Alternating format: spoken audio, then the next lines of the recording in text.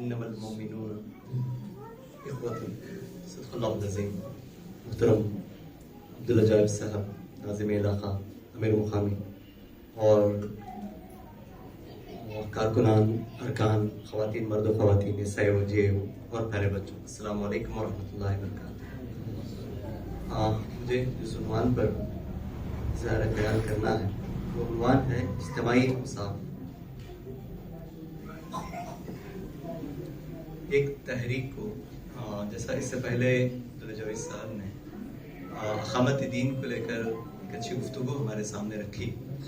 اقامت دین کے دین کو قیام کیا جائے، کو دین کا قائم کرنا ہے تو ایک بڑا عظیم جو ہے فریضہ ہے، بہت ہی عظیم فریضہ ہے اور کوئی آسان فریضہ نہیں ہے کہ اس کو انجام دیا جائے. تو اس میں بے انتہا مشکلات ہیں، بے انتہا جو ہے تکالیف ہیں اور یہ اجتماعی جو ہے کام طلب کرتا ہے. تو اس کام کو پورا کرنے کے لیے اجتماعیت بے انتہا ضروری ہے. جب اجتماعی کام ہوتا ہے تو اس میں چیلنجز بھی شمار ہیں، اس میں آسانیاں بھی زیادہ ہیں اور بہت سارے چیلنجز بھی اس کے اندر شامل حال ہوتے ہیں.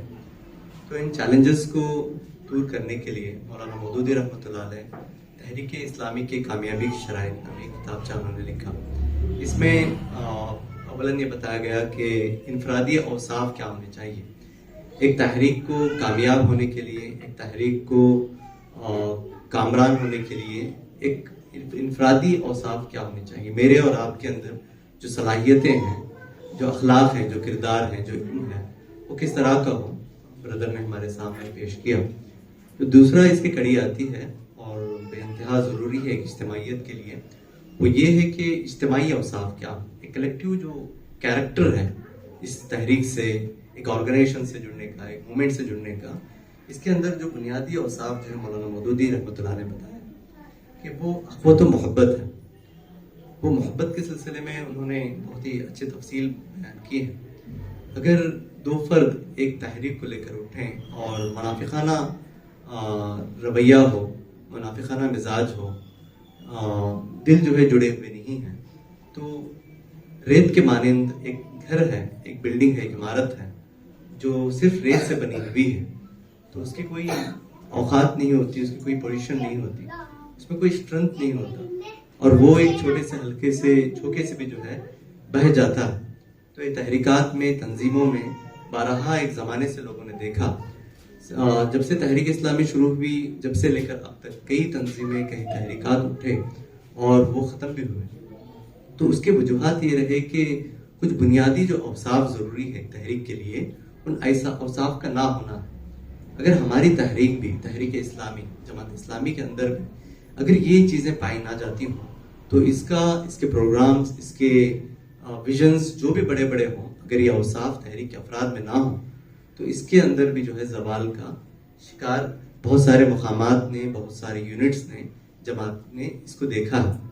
تو پہلی چیز یہ ہے کہ مشن کا، جیسے کہ آخری جو بات انفرادی اوصاف میں بتائی گئی کہ جس مشن کو لے کر ہم اٹھے ہیں اس میں کلیئرٹی ہو، شفافیت ہو کہ ہم کرنا کیا چاہتے ہیں.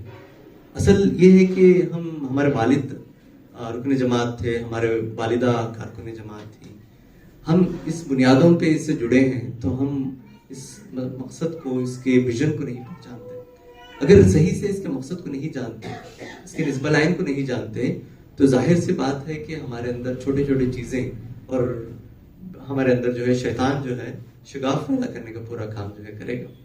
پہلی چیز ضروری یہ ہے کہ ہم اس مشن کو، اس کے مشن کو پہلے سمجھیں، اس کے نسب العین کو ہم سب پہلے سمجھیں کہ تحریک اسلامی کا، جماعت اسلامی کا نسب العین کیا ہے.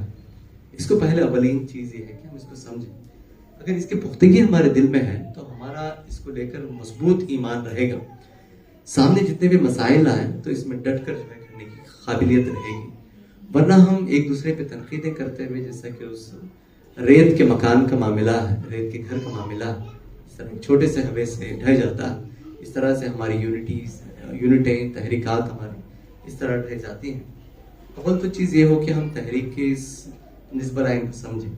دوسرا، اس نسب العین کو پورا کرنے کے لیے ایک دوسرے کے اندر قوت و محبت ہو، ایک دوسرے سے محبت ہو، احسار ہو، معاف کرنے کی قابلیت ہو، ایک دوسرے کی فکر ہو. ایک دوسرے کے تکالیف میں شرکت کا معاملہ ہو، کوئی رسمی معاملہ نہ ہو کہ ہم ویکلی پروگرام میں ملتے ہیں، کسی ایونٹ میں، کسی مہمات میں ہماری ملاقات ہوتی ہے، سلام کلام کی حد تک ہوتی ہے، اس ایونٹ کو ہم اس مہم کو کمپلیٹ کرتے ہیں اور سب اپنے اپنے راہوں میں نکل جاتے ہیں. ہم ایک دوسرے سے تو سروکار نہیں ہوتا، ایک دوسرے کے معاملات سے سروکار نہیں ہوتا، ایک دوسرے کی پریشانیوں کا، ایک دوسرے کی خوشیوں کا ہمیں کوئی واسطہ نہیں ہوتا. تو یہ جو چیزیں ہیں یہ روایتی ہیں، اس کے اندر کوئی مضبوطی نہیں ہے، اس کے اندر کوئی ٹھوس وقار نہیں ہے.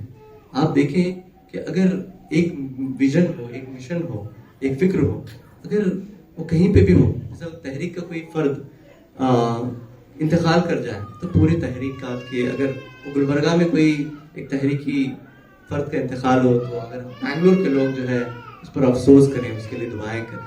کوئی ایک رفیق جو ہے بیمار ہو تو اس کے لیے سب افراد جو ہے دعائیں کرتے ہیں. کوئی مصیبت میں ہو تو ہم اس کی دوریاں، اس کی مجبوریاں دور کرنے کے لیے، اس کی پریشانی کو کم کرنے کے لیے کوشش کرتے ہوں. یہ اصل میں اخوت و محبت ہے. صحابہ اکرام اس کی بہترین مثال ہے. تو انہوں نے کس طرح کے تکالیف جھیلے اور ایک دوسرے کے ساتھ انہوں نے دیا، یہ بے انتہا ہمارے لیے آئیڈیل ہے، مثال ہے. تو اس کے بعد کی جو تحریکاتیں گزری ہیں تو ان کے اندر جو قوت محبتیں رہی ہیں یہ بے انتہا جو ہے اس کی تھی. ہم اخوان المسلمین کی ایگزامپلس بھی دیتے ہیں، ان کے بارے میں بات بھی کرتے ہیں. تو اخوان المسلمین کے کسی نوجوان کو اگر پولیس حراست میں لیتی تو ایک نوجوان جو ان کے رفیق ہیں، ان کے جو ساتھی ہیں، ان کو معلوم ہوتا کہ اس رفیق جو جیل میں ہیں، جو شہید ہوئے ہیں، تو ان کے بچے کون سے اسکول میں پڑھتے ہیں، ان کے گھر پہ گوشت کہاں سے آتا ہے اور گوشت کس طرح کا ان کے گھر میں پسند کرتے ہیں. ان تمام چیزوں سے واقفیت ہوتی ہے. مطلب ایک دوسرے سے جو محبتیں ہیں ان کی بہت زیادہ الفتیں. تو یہ بنیادی چیز ہے تحریک کے کامیابی کے لیے. اور دوسرا جو نقطہ ہے مولانا مودودی نے بیان کیا ہے وہ باہمی مشاورت ہے. تو یہ چیز ہمارے پاس بہت ہی اہم ہے کہ مشورے کریں، مشورے سے رائے بنائیں، مشورے سے جو ہے لوگوں کا انتخاب کریں اور مشورے کے ساتھ جو ہے کوئی بھی معاملہ ہو اسے امپلیمنٹیشن کریں. ایسا نہ ہو کہ کچھ لوگ فیصلے لیں اور اس کو زمین پر تھوپ دیں، سب پر تھوپ دیں. یہ معاملہ جو ہے ایک تحریکات کے لیے، ایک تندرست تحریک کے لیے یہ جو ہے چیز اچھی نہیں ہے اور یہ تحریک کو کھا جانے والی چیز بنے گی. تو تحریک کی دوسری جو صفت ہے وہ یہ ہونی چاہیے کہ جو مشورے ہیں وہ مشوروں کے ساتھ ہو، ایک دوسرے کے ساتھ جو ہے رائے عامہ کے ساتھ جو ہے فیصلے لیے جائیں. اور اس میں 2-3 فائدے یہ ہوتے ہیں کہ ایک تو چیز صحیح فیصلے لینے میں مدد ملتی ہے، اور دوسرا یہ ہے کہ سب کا اتفاق ہوتا ہے کہ ہم جو ہے اس فیصلے میں شامل حال ہیں. تو اس میں وہ جذبہ اور جنون بھی ہوتا ہے، تو اس کو کام میں انجام دینے کے لیے بھی کوششیں ہوتی ہیں کیونکہ اس فیصلے میں ان کی بھی رائے ہوتی ہے. تو یہ دوسرا ایک طریقہ ہے. اور دوسرا یہ کہ جو افراد اس سے جڑے ہوئے ہیں اگر رائے دیں، مشورہ دیں کوئی، لیکن اس رائے کو نہ مانے جائے ہاؤس، تو یہ بھی ضروری ہے کہ جو رائے دینے والا ہے اس پہ ذمہ داری یہ بنتی ہے کہ اس کے مخالف بھی اگر رائے بن جائے ہاؤس کا تو اس پہ اتفاق کرے اور جو کام لیا جائے اسے پوری خوشدلی کے ساتھ کرے. اور جو چیزیں گفتگو رائے لینے میں ہوتی ہیں وہاں پہ دل کھول کر رائے دیں، اور اس کے علاوہ باہر جا کر تنقیدیں وغیرہ نہ کریں، اس پر کرٹیسزم نہ کریں، کیونکہ رائے دینے کا وقت جو ہے آپ کے حوض میں ہوتا ہے، آپ کی محفل میں ہوتا ہے. یہ دوسری جو شرط ہے ایک تحریک کے لیے یہ لازمی ہے. اور جو تیسرا جو نقطہ ہے وہ نظم و ضبط کا ہے، ڈسپلین کا ہے. جو بھی کام لیا جائے اجتماعی طور پر ایک ٹیم ورک کا، اس کو ٹیم ورک کی طرح کیا جائے. ورنہ کوئی کام لیا جائے اور اس کو ایک رینڈملی لیا جائے اور اس کو ایک انجام دیا جائے اور اپنے ہاتھ کو صاف کر لیا جائے، زبردستی کا کام ہو، تو کام تو ہو جائیں گے لیکن اس میں کامیابی کی جو یہ ہے بہت کم جو ہے ہمارے آثار ہیں وہ کم دکھیں گے. تو تیسری جو چیز ہے وہ ٹیم ورک کی ہے. ٹیم ورک کے ساتھ کریں، ٹائم کی پابندی کریں اور جو چیزیں طے کی گئی ہیں ان کو جو ہے عمل میں لانے کی کوشش کریں. یہ تیسرا نظم و ضبط کا معاملہ ہے، ڈسپلین ہے. ہمارا معاملہ یہ ہے کہ ہم باہر آؤٹ ڈور دعوتی پروگرام کرتے ہیں تو ہم بہت نظم و ضبط کے ساتھ کام کرتے ہیں، ہم وہاں پہ بہت ڈسپلین کے ساتھ رہتے ہیں کیونکہ غیر مسلم میں کام کرتے ہیں. لیکن ہمارے اجتماعات ہوتے ہیں تو ہمارے गाड़ियाँ सही पार्क नहीं होती, हमारे चप्पल जो है सही नहीं होते। हमारा प्रोग्राम में हम तय करते हैं कि हमारा जो कुरान प्रवचन है, सीरत का प्रोग्राम है, जो भी हो, हम बताएं कि हम वक्त पे इसको शुरू करते हैं और करते भी हैं। लेकिन जब हमारे प्रोग्राम्स होते हैं तो हम वक्त पे शामिल नहीं होते। तो इस तरह की बेइंतहा चीज़ें हैं जो डिसिप्लिन से दूर। तो तीसरी और अहम चीज़ ये है कि हम नज़्म ज़ब्त के पाबंद रहें। और चौथी और आखिरी चीज़ इसमें बयान की गई है तनकीद बग़र्ज़ इस्लाह। तनकीद का जो मामला है ये ज़रूरी है। किसी भी काम को लेकर तनकीद करें, इसकी पूरी आज़ादी है। और वो तहरीक की सेहतमंद तहरीक की निशानी भी है कि उस तहरीक में, उस जमात में, उस तंजीम में तनकीदें होती हैं, उसमें क्रिटिसिज्म किया जाता, ये बेइंतहा ज़रूरी है। लेकिन तनकीद के कुछ आदाब हैं, उसका लिहाज रखा जाए। जो अफराद भी इस काम को, किसी भी काम को लेकर, जमात को लेकर, तहरीक को लेकर तनकीद करते हैं, तो पूरी नीयत ये हो कि वो इस्लाह के लिए हो। इस्लाह का मामला, उसमें जो हासिल करना चाहता है ऊपर जो तनकीद कर रहा है, उसकी इंटेंशन ये हो कि इससे वो इस्लाह चाहता है, इसमें तब्दीली चाहता, इसमें बेहतरी चाहता और मुखलिसाना जो है राय देता, मुखलिसाना तनकीद। तो ये अहम चीज़ है। तो ये तनकीद करने का जो मामला है, तो शायद वक्त ख़त्म हुआ है।